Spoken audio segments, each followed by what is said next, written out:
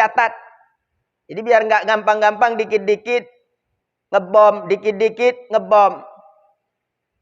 Emang itu polisi ataupun pemerintah merangin kita? Enggak. Maka baca ayat itu jangan cuma satu ayat, tetapi dikorelasikan dengan ayat-ayat yang lain. SAK TV, ngaji terus ngaji. Saudara-saudara ikhwatal iman rahimakumullah dimanapun Anda berada.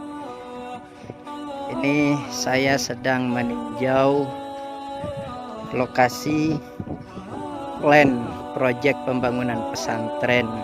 Mohon doa dan dukungannya, mudah-mudahan niat yang baik ini diijabah oleh Allah Subhanahu wa taala, dimudahkan prosesnya, dan mudah-mudahan Anda semuanya yang menonton tayangan ini bisa menjadi bagian dari perjuangan ini. Insyaallah sama-sama kita jadikan wasilah menuju keridhaan Allah. Sama-sama kita bisa berjumpa di dalam surganya Allah Subhanahu wa taala. Saudara-saudaraku yang dimuliakan Allah, segenap jamaah salat Jumat Masjid Nurul Ihsan, mudah-mudahan berkumpulnya kita di masjid yang kita cintai ini menjadi wasilah kelak dikumpulkan kembali kita di dalam surganya Allah Subhanahu wa taala. Saudara-saudaraku yang dimuliakan Allah, beberapa hari yang lalu ada kejadian di Bandung, Jawa Barat. Kembali lagi terjadi yang namanya bom bunuh diri. Ada satu hal yang saya amati daripada kejadian ini. Di depan motornya ada pesan surah At-Taubah ayat yang ke-29. Qatilul ladzina la yu'minuna billahi wala bil yaumil akhir. Perangilah oleh kalian orang-orang yang tidak beriman kepada Allah wala bil yaumil akhir, dan juga tak beriman dengan hari akhir. Wala yuharrimuna ma harramallah, dan tidak mengharamkan apa yang Allah haramkan, wa rasuluhu, dan juga rasulnya haramkan. Wala yadinuna dinal haqq, dan tidaklah beragama dengan agama yang benar, minal ladzina utul kitab, daripada orang-orang yang diberi kitab, hatta yu'tul jizyatah, sehingga mereka itu memberikan pajak jizyah an yadin wa hum saghirun. Ayat ini saudara-saudaraku yang dimuliakan Allah, sepintas kalau kita amati, Islam itu seakan-akan mengajarkan satu kekerasan. Islam itu mengajarkan diskriminasi. Islam itu mengajarkan agar umatnya itu tidak punya toleransi kepada sesama. Padahal saudara-saudaraku yang dimuliakan Allah, ayat-ayat seperti ini tidak boleh kita pahami hanya sekedar sepotong ayat saja. Harus kita korelasikan dengan ayat-ayat yang lainnya. Harus kita pahami ayat ini dalam konteks apa. Harus kita pahami asbabun nuzul daripada ayat ini apa. Makanya kalau ngaji jangan separuh-separuh, jangan setengah-setengah. Kalau ngaji separuh-separuh, kemudian ngajinya hanya lewat doktrin dan juga buku-buku terjemah, maka niscaya yang terjadi seperti kemarin di Bandung. Dan saya lihat postingan-postingan mereka yang mendukung gerakan itu begitu luar biasa, memberikan apresiasi, selamat menjadi mujahid, selamat menjadi mujahid. Banyak itu di medsos-medsos. Kelompok-kelompoknya yang mendukung gerakan-gerakan seperti itu memberikan tahniah kepada yang melakukan gerakan itu. Kami rindu juga melakukan seperti yang Anda lakukan. Macam-macam. Inilah saudaraku yang dimuliakan Allah, perlunya kita mengaji dan mengkaji kepada guru yang benar. Salah guru, salah pemahaman. Kelompok-kelompok ekstremis seperti ini, saudaraku yang dimuliakan Allah, adalah kelompok mereka itu mempunyai pemahaman di luar mereka, maka masih kafir. Jadi kelompok yang suka sekali, demen sekali untuk mengkafirkan sesama muslim, bahkan ya, yang tidak sama dengan mereka maka dikafirkan. Nah, saudara-saudaraku yang dimuliakan Allah Subhanahu wa taala, dalam kesempatan khutbah ini saya ingin meluruskan pemahaman tentang ayat yang dipergunakan oleh teroris-teroris itu untuk melakukan gerakan-gerakan seperti yang dilakukan di Bandung itu.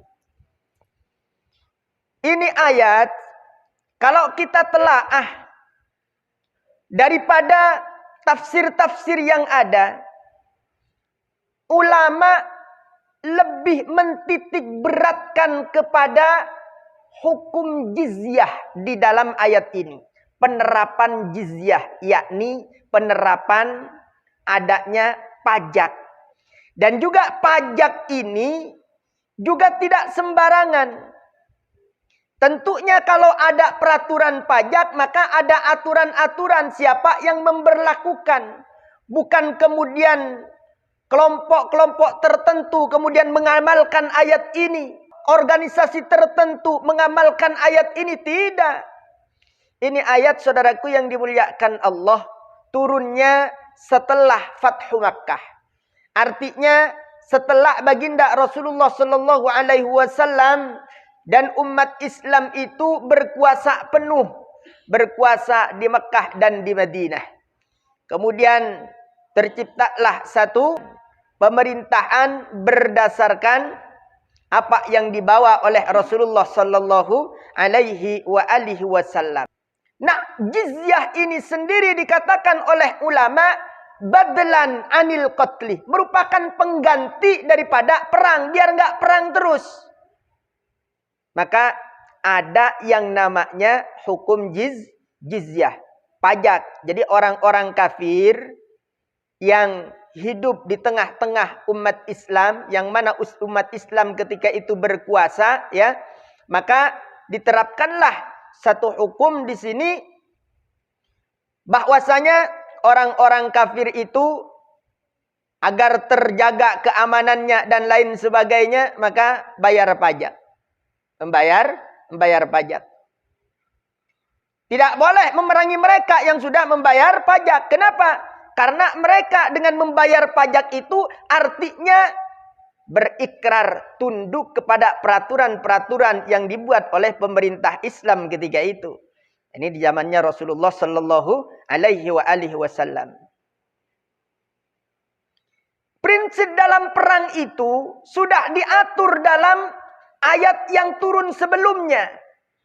Allah berfirman di dalam surah Al-Baqarah mulai dari 190, apa kata Allah? Wa qatilu fi sabilillahi alladzina yuqatilunakum wa la ta'tadu innallaha la yuhibbul mu'tadin. Wa qatilu, dan perangilah oleh kalian fi sabilillah. Ingat, perangnya bukan untuk golongan, bukan untuk organisasi, tetapi fi sabilillah. Pada siapa kita ini boleh memerangi? Alladzina yuqatilunakum, yakni terhadap orang-orang yang memerangi kalian. Ingat ini, catat. Jadi biar nggak gampang-gampang dikit-dikit ngebom, dikit-dikit ngebom. Emang itu polisi ataupun pemerintah merangin kita? Enggak. Yang diperbolehkan di sini, kita diizinkan untuk memerangi alladzina yuqatilunakum, orang-orang yang nyata-nyata memerangi kalian. Wala ta'tadu, Akan tetapi kata Allah, wala ta'tadu. Sekalipun diizinkan, jangan pernah kalian itu melampaui batas. Maka di sini mufassirin mengatakan maksud wala ta'tadu ini, orang yang lemah jangan kalian perangi, anak kecil jangan diperangi, wanita tak boleh kalian bunuh. Apalagi orang yang tak salah apa-apa, lagi ngantor dibom. Ini namanya sudah ta'tadu, melampaui batas. Maka baca ayat itu jangan cuma satu ayat, tetapi dikorelasikan dengan ayat-ayat yang lain. Innallaha la yuhibbul mu'tadin. Sesungguhnya Allah Subhanahu wa taala tak menyukai terhadap orang-orang yang melampaui batas. Jadi orang yang enggak salah, orang yang enggak ngapa-ngapain, haram hukumnya kita perangi. Yang boleh itu orang yang memerangi kita. Itu konteksnya. Maka dikatakan dalam tafsir At-Tabari salah satunya, hadhil ayah hiya awwalu ayatin nazalat fi amril muslimin biqitali ahli syirk. Dikatakan di sini ayat ini merupakan ayat yang pertama turun di dalam perintah terhadap orang-orang muslim untuk memerangi ahli syirk, ahli kesyirikan. Ini kembali lagi Pak, di tempat kita ini masih banyak yang sedikit-sedikit orang syirik. Sedikit-sedikit orang syirik. Ini hati-hati. Ya, salah pemahaman dalam hal kesyirikan ini, maka bisa jadi saudaranya juga diperangi. Padahal dia tidak syirik. Hanya menurut dia saja syiriknya. Umira fihal muslimuna biqitali man qatalahum minal musyrikin. Dalam ayat itu diperintahkan oleh Allah Subhanahu wa taala orang-orang Islam untuk memerangi orang yang memerangi mereka minal musyrikin, daripada orang-orang musyrik. Wa kaffa amman kaffa anhu. Dan di dalam ayat ini mengandung pengertian tidak boleh memerangi orang yang tak memerangi kalian. Maka dikatakan Rasulullah itu, kana Rasulullah sallallahu alaihi wasallam qatala man qatalahu wa yakuffu amman kaffa anhu. Rasul hanya memerangi orang yang memeranginya, dan Rasul tidak memerangi orang yang tak pernah memeranginya. Oke, jangan macam-macam. Jadi orang tak salah apa-apa dibom. Orang tak ada urusan sama kita dibom. Ada ayat perang, tetapi ada aturannya. Waqtuluhum haitsu saqiftumuhum wa akhrijuhum min haitsu akhrajukum wal fitnatu ashaddu minal qatl wa la tuqatiluhum indal masjidil haram hatta yuqatilukum fihi fa in qataluukum faqtuluhum kadzalika jazaa'ul kafirin. Ini ayat ya, perangi mereka dimanapun kalian temui. Wa akhrijuhum, usir mereka sebagaimana mereka juga mengusir kalian dari tempat kalian. Fitnah itu lebih berat daripada pembunuhan. Maka ayat ini Pak, endingnya bagaimana? Kadzalika jazaa'ul kafirin. Ini merupakan balasan bagi orang-orang kafir. Ya, kenapa? Karena mereka yang memulai, kita membalas. Maksudnya bukan kita semena-mena langsung main merangi mereka. Jadi ada asal usulnya. Mereka memerangi, baru kita membalas. Maka dikatakan kadzalika jazaa'ul kafirin. Begitulah balasan bagi orang-orang yang kafir. Karena mereka memerangi, maka inilah balasannya. Kita diperintahkan oleh Allah juga memerangi mereka. Kemudian ayat berikutnya, fa in tahau fa innallaha ghafurur rahim. Kalau mereka sudah menyetop, berdamai, tidak mau memerangi kita, ya, maka fa innallaha ghafurur rahim. Sungguhnya Allah Subhanahu wa taala Maha Pengampun, Maha Penyayang. Ayat-ayat perang, Pak, di dalam Al-Baqarah kah atau di dalam surah Al-Maidah kah, pasti endingnya begitu. Kalau mereka sudah tidak memerangi, fa innallaha ghafurur rahim. Fa innallaha ghafurur rahim. Artinya kita ini diperintahkan oleh Al-Qur'an, sebenarnya jangan suka berperang. Kita ini jangan suka membunuh. Berilah kemaafan, tebarkan kasih sayang. Mudah-mudahan kita diselamatkan dari pemahaman-pemahaman ekstremis seperti ini. Dan mudah-mudahan kita bisa lebih banyak mengkaji nilai-nilai Al-Quran yang penuh dengan keindahan. Barakallahu li wa lakum fil Qur'anil Karim. Wa nafa'ani wa iyyakum bima fihi minal ayati wa dzikril hakim. Wa taqabbala minni wa minkum tilawatahu innahu huwal ghafurur rahim.